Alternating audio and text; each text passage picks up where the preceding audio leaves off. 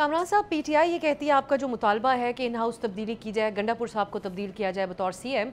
PTI ये कहती है कि मौलाना साहब के कहने के ऊपर ये तब्दीली हम नहीं कर सकते, और सवाल उठाते हैं कि क्या गंडापुर साहब का ये कसूर है कि वो उनके मुखालिफ इलेक्शन लड़ कर आए, उनके सियासी हरीफ हैं।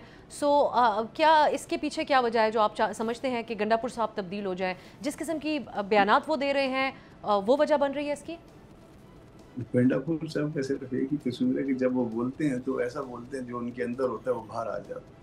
तो यही उनका कसूर है। बाकी इलेक्शन तो जो है ना वो हम रोज एक दूसरे के साथ लड़ते हैं और उस इलेक्शन के बाद जो है ना फिर इकट्ठे बैठे होते हैं।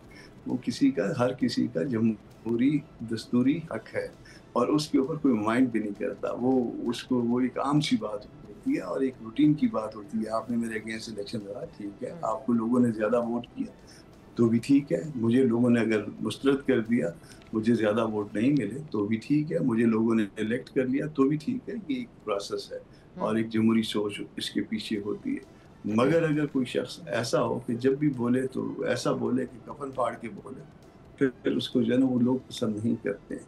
उसकी उनकी लैंग्वेज देख लीजिए, उनका रवैया देख लीजिए, उनकी ज़ुबान देख लीजिए, उनको लहजा देख लीजिए उनका।